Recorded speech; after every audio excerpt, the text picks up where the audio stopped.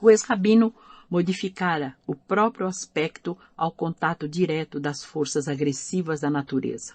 A epiderme queimada pelo sol dava a impressão de um homem acostumado à inclemência do deserto. A barba crescida transformara-lhe o semblante.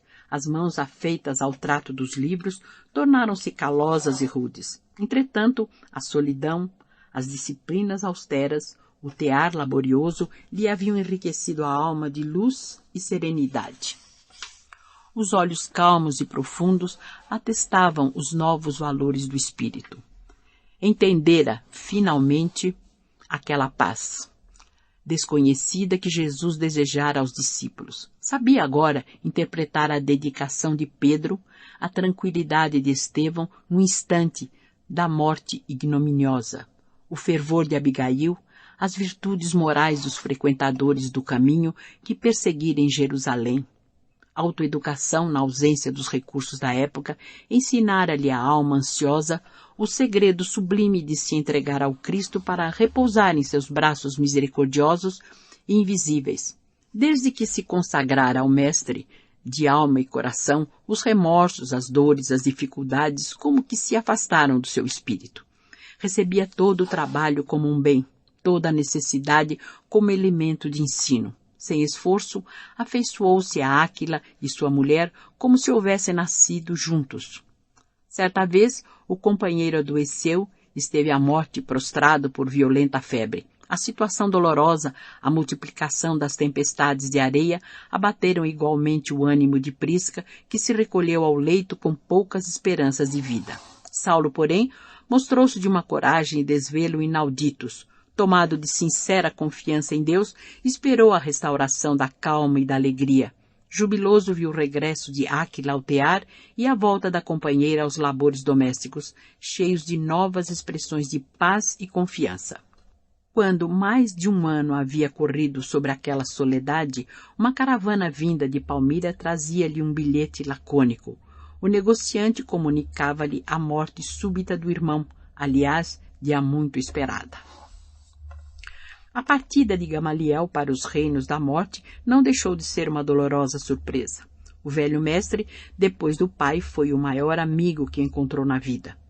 Meditou seus últimos conselhos, ponderou-lhe a profunda sabedoria. Ao seu influxo, conseguira a paz desejada para ajustar-se à situação espiritual necessária, de maneira a reorganizar a existência. Nesse dia, pensamentos de profunda saudade martirizaram-lhe a alma sensível. À tarde, após a refeição e na hora das meditações costumeiras, o ex-rabino contemplou o casal com ternura maior a transparecer dos olhos francos. Cada qual se engolfava na meditação do Evangelho divino quando o moço tarcense falou com certa timidez em desacordo com seus gestos resolutos. Áquila, muita vez na solidão do nosso trabalho, tenho pensado na enormidade do mal que te causou o doutor de Tarso. Que farias se um dia te visses repentinamente em face do verdugo? Procuraria estimar nele um irmão. E tu, Prisca? Perguntou a mulher, que o fixava curiosa. Seria ótima ocasião para testemunhar o amor que Jesus exemplificou em suas lições divinas. O ex-doutor da lei recobrou a serenidade e, alteando a voz, exclamou convictamente: sempre considerei que um homem chamado a administrar responde por todos os erros de seus prepostos no que toca ao plano geral dos serviços. Portanto, no meu modo de pensar, não culparei tanto a Jochai, que se arvorou em criminoso vulgar, abusando de uma prerrogativa que lhe foi conferida para a execução de tantas vinganças torpes. A quem imputarias, então, o assassínio de meu pai? Perguntou Áquila, impressionado enquanto o amigo fazia ligeira pausa. Julgo que Saulo de Tarso deveria responder pelo processo. É verdade que ele não autorizou o feito cruel, mas tornou-se culpado pela indiferença pessoal quanto aos detalhes da tarefa que competia ao seu tirocínio. Os cônjuges entraram a meditar no motivo de tais perguntas, enquanto o moço se calava retraído. Por fim, com voz humilde e comovedora, recomeçou a falar. Meus amigos, sob a inspiração do Senhor, é justo confessarmos-nos uns aos outros. Minhas mãos calejadas no trabalho, meu esforço por bem aprender as virtudes da fé, que ambos têm exemplificado a meus olhos, deve ser um atestado da minha renovação espiritual. Sou Saulo de Tarso, o sanhoso perseguidor, transformado em servo penitente. Se muito errei, hoje muito necessito. Na sua misericórdia, Jesus rasgou a túnica miserável das minhas ilusões. Os sofrimentos regeneradores chegaram-me ao coração, lavando-o com lágrimas dolorosas. Perdi tudo que significava honrarias e valores do mundo por tomar a cruz salvadora e seguir o Mestre na trilha da redenção espiritual. É verdade que ainda não pude abraçar-me ao madeiro das lutas construtivas e santificantes, mas persevero no esforço de negar-me a mim mesmo, desprezando o passado de iniquidades para merecer a cruz da minha ascese para Deus. Áquila e a mulher contemplavam-no com assombro. Não duvideis da minha palavra, continuou de olhos úmidos. Assumo a responsabilidade dos meus tristes feitos. Perdoem-me, porém, levando em conta a minha ignorância criminosa. O tecelão e a esposa compreenderam que as lágrimas lhe sufocavam a voz, como que tolhido por singular emoção. Saulo começou a chorar convulsivamente. Áquila aproximou-se e abraçou-o. Aquela atitude carinhosa parecia agravar a contrição penosa, porque o pranto jorrou mais abundante. Recordou o momento em que encontrara a afetividade sincera de Ananias e, sentindo-se ali nos braços de um irmão, deixou que as lágrimas lhe lavassem plenamente o coração. Sentia a necessidade de expandir sentimentos afetuosos. A velha vida de Jerusalém era convencionalismo e secura. Como doutor destacado, tivera muitos admiradores, mas em nenhum chegara a sentir afinidades fraternas. Naquele recanto do deserto, porém, o quadro era outro. Tinha à frente um homem digno e honesto, companheiro, dedicado e trabalhador, antiga vítima das suas perseguições inflexíveis e cruéis. Quantos, como Áquila e sua mulher, não estariam dispersos no mundo, comendo o pão amargo do exílio por sua causa? Os grandes sentimentos nunca povoam a alma de uma só vez em sua beleza integral. A criatura envenenada no mal é qual recipiente de vinagre que necessita ser esvaziado pouco a pouco. A visão de Jesus constituía um acontecimento vivo e morredouro, mas para que pudesse compreender toda a extensão dos seus novos deveres, impunha-se-lhe o caminho estreito das provas ríspidas e amargosas. Vira o Cristo, mas para ir ter com ele era indispensável voltar atrás e transpor abismos. As desilusões da sinagoga de Damasco, o reconforto junto dos irmãos humildes sob a direção de Ananias, a falta de recursos financeiros, os conselhos austeros de Gamaliel, o anonimato, a solidão, o abandono dos entes mais caros, o tear pesado sob o sol ardente, a penúria de todo e qualquer conforto material, a meditação diária nas ilusões da vida, tudo isso representara auxílio precioso para sua decisão vitoriosa. O Evangelho funcionara como lâmpada na jornada difícil para o descobrimento de si mesmo, a fim de ajuizar as necessidades mais prementes.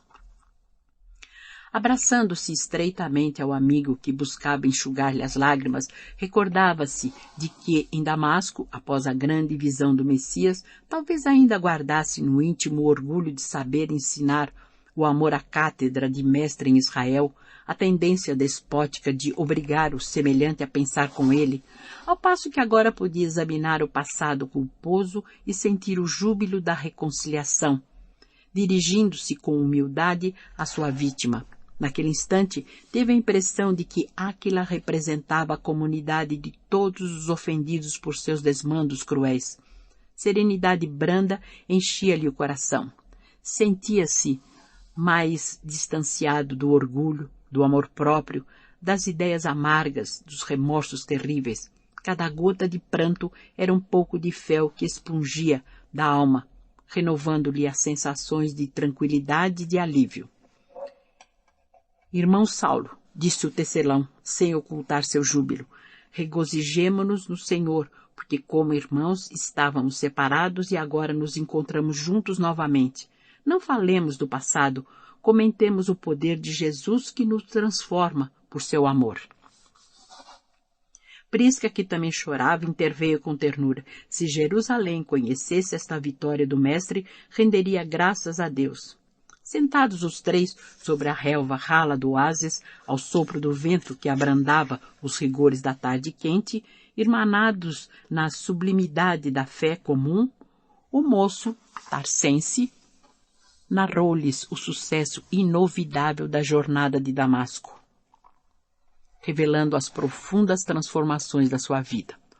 O casal chorou de emoção e alegria, ouvindo o feito da misericórdia de Jesus, que a seus olhos piedosos não representava apenas um gesto de carinho ao servo desviado, mas uma bênção de amor para a humanidade inteira.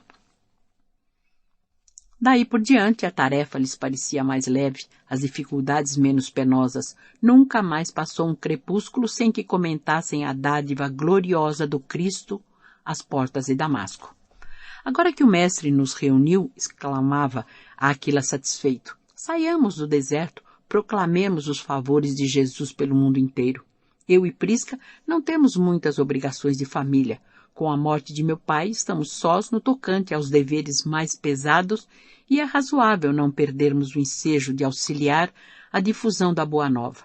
Além das lições de Levi, temos agora a visão de Jesus ressuscitado para ilustrar nossa palavra. Depois de muito tempo, às vésperas de retornarem à luta nos grandes centros populosos, em lhes ouvindo os apelos entusiásticos, Saulo indagou dos projetos que acalentavam. Desde a tua revelação, exclamou Tecelão, confiante e esperançoso, alimento um grande ideal. Parece incrível, à primeira vista. Mas antes de morrer, sonho ir a Roma e anunciar o Cristo aos irmãos da velha lei. Tua visão no caminho de Damasco enche-me de coragem. Narrarei o fato aos mais indiferentes e darei um pouco de luz aos mais insensatos. Como servidor humilde dos homens, saberei dedicar-me aos interesses do Salvador. Mas quando pretendes partir? Quando o mestre rasgar o caminho com o primeiro ensejo. Isto posto, abandonaremos Palmira. Depois de uma pausa que Saulo se conservava pensativo, o outro murmurou, por que não vais conosco a Roma? Ah, se eu pudesse, disse o ex-rabino, dando a entender o seu desejo. Julgo que Jesus desejará ver-me, antes de tudo, inteiramente reconciliado com quantos ofendi em Jerusalém. Além disso, preciso rever meus pais, matando as saudades do coração. Com efeito, depois da passagem da grande caravana que lhes trazia os substitutos, servidos de um camelo, os três irmãos do caminho deixaram o oásis em direção a Palmira, onde a família de Gamaliel os acolheu com desvelado carinho. Áquila e a mulher ali ficariam algum tempo ao serviço de Ezequias até que pudessem realizar o formoso ideal de trabalho na poderosa Roma dos Césares, mas Saulo de Tarso, agora resistente como um beduíno, depois de agradecer